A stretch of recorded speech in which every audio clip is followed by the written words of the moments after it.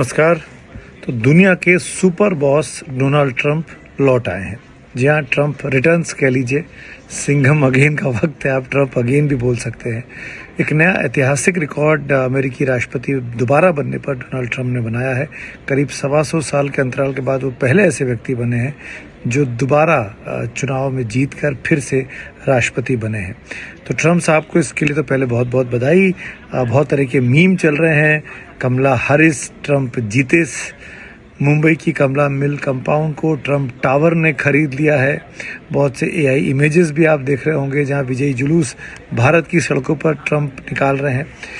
ये तमाम चीज़ें तो चल ही नहीं सोशल मीडिया पर, लेकिन कुछ संजीदा बातें कर लेते हैं कि ट्रंप के चुनाव जीत लेने से भारत पर, भारतीय लोगों पर क्या असर पड़ने वाला है।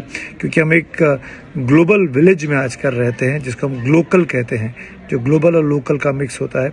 ऐसे में किसी भी देश की प्रगति, उन्नति जो है वो दूसरे देशों के साथ संबंधों पर टिकी होती है। तो इस बार जब रिपब्लिकन्स लौटे हैं सत्ता में तो उनकी मेजॉरिटी सीनेट में भी है, हाउस ऑफ रिप्रेजेंटेटिव में भी है, और व्हाइट हाउस में तो राष्ट्रपति ट्रंप पहुंच ही गए हैं। तो आप मान सकते हैं कि इस बार ट्रंप ज़्यादा बड़े मेजॉरिटी के साथ, ज़्यादा ताकत के साथ लौट कर आए हैं 2016-17 के मुकाबले।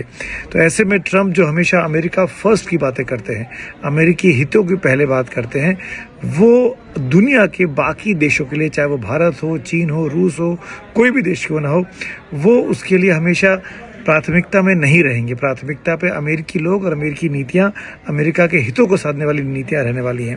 तो ये एक चिंता की बात हो सकती है तमाम उन लोगों के लिए, तमाम उन मुल्कों के लिए जो अमेरिका से अपने हितों को साधना चाहते थे। तो यहाँ पर हमको चौकस और सतर्क रहने की आवश्यकता होगी। आपको याद होगा 2016-17 से 2020-21 तक जब ट्रंप साहब थे तो उन्होंने दो बड़े फैसले किए थे जो भारतीयों के लिए अगेंस्ट में चले गए थे। एक तो उन्होंने टैरिफ जो कर लगाया था भारतीय चीज़ों पर, वो बढ़ा दिया था ताकि अमेरिकी चीज़ों को वहाँ बढ़ावा मिले। अगर भारत ऐसा करता है तो भारत को पास अच्छा सामान, अच्छी टेक्नोलॉजी भारतीय बाज़ारों में उपलब्ध नहीं हो पाएगी, क्योंकि हमारे जो रिसर्चर्स हैं, इनोवेटर्स हैं, उन्होंने ऐसी चीज़ें अभी नहीं बना पाई हैं जो अमेरिकी चीज़ों के साथ कम्पीट कर सके बहुत सी मामलों में, चाहे वो टेक्नोलॉजी हो, चाहे वो गैजेट्स हो, चाहे वो फूड प्रोडक्शन हो, चाहे वो एग्रीकल्चर हो। तो वहाँ पर हम मात खा जाते हैं। तो इसीलिए अगर फिर इस बार टैरिफ की बात आई तो जाहिर तौर पर ट्रंप साहब अगर अपनी पुरानी नीतियों पर कायम रहे तो भारत के लिए वो अच्छी खबर नहीं होगी। दूसरी चीज़, उन्होंने H1B वीज़ा पर काफ़ी रिस्ट्रिक्शंस लगा दिए थे। भारतीयों को वीज़ा मिलने में दिक्कत होने लगी थी। वो ये कह रहे थे कि अमेरिकी नौकरियों पर पहले अमेरिकी लोगों का अधिकार है, उनको नौकरियां मिलना चाहिए, उसके बाद वो किसी और देश के बारे में सोचेंगे। उससे भी IT सेक्टर में इस वक्त काफ़ी झटका लगा था। आज की तारीख में जब IT सेक्टर काफ़ी ज़्यादा डावाडोल स्थिति में है, उसको काफ़ी ज़्यादा मदद की आवश्यकता है इनफैक्ट पूरी दुनिया में, तो ये उम्मीद की जा रही है कि इस बार ट्रंप इस नीति पर उतने कठोर नहीं रहेंगे जितना कि अपने पिछले टर्म में थे 2016-17 से 2020-21 तक। लेकिन जो पॉजिटिव चीज़ें हैं वो उसमें अगर बात की जाए तो प्रधानमंत्री मोदी के साथ राष्ट्रपति ट्रंप के दोस्ताना संबंध हैं। बहुत आपस में दोनों की जो ब्रोमांस है, जो पनौमी है, हम सब देख चुके हैं। हाउडी इवेंट में देखा था हमने किस तरीके से प्रधानमंत्री मोदी को गले लगाया था। प्रधानमंत्री मोदी ने वहाँ से कहा था अब की बार ट्रंप सरकार का नारा दिया था।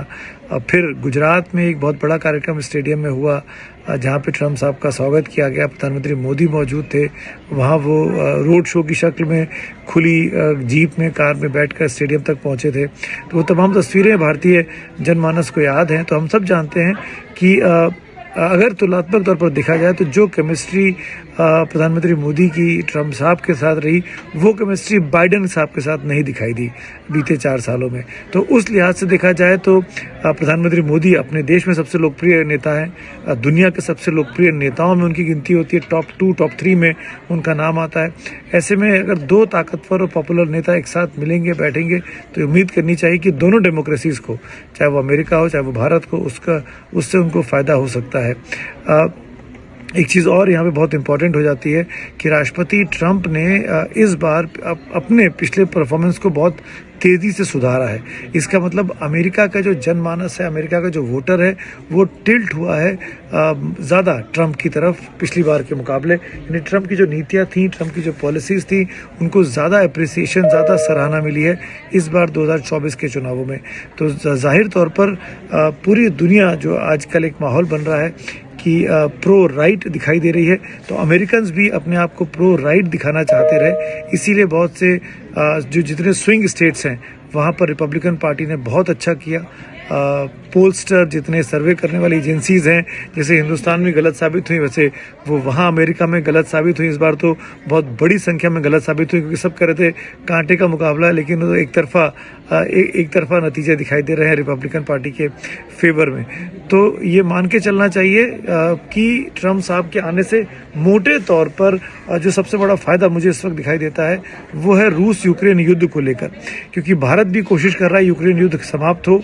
भारत इसमें लगातार कोशिश कर रहा है। प्रधानमंत्री मोदी की मुलाकातें पुतिन और जेलेंस्की साहब से अतीत में दो मुलाकातें हो ही चुकी हैं, और हमको याद है ट्रंप साहब भी अपने कैंपेन में बोल चुके थे कि जब वो आएंगे तो युद्ध को बंद करा देंगे। तो मैं ये उम्मीद करता हूँ कि जनवरी 20 को जब वो औपचारिक तौर पर शपथ लेंगे राष्ट्रपति की अमेरिका के, तो पहला बड़ा फैसला वो ये कर सकते हैं कि रूसी राष्ट्रपति पुतिन और जेलेंस्की से बात कर हर कीमत पर इस युद्ध को ख़त्म करवाने की कोशिश कर सकते हैं, जो कि बहुत ही वेलकम स्टेप होगा दुनिया में शांति और समृद्धि के रास्ते पर दुनिया के तमाम देशों को लाने के लिए।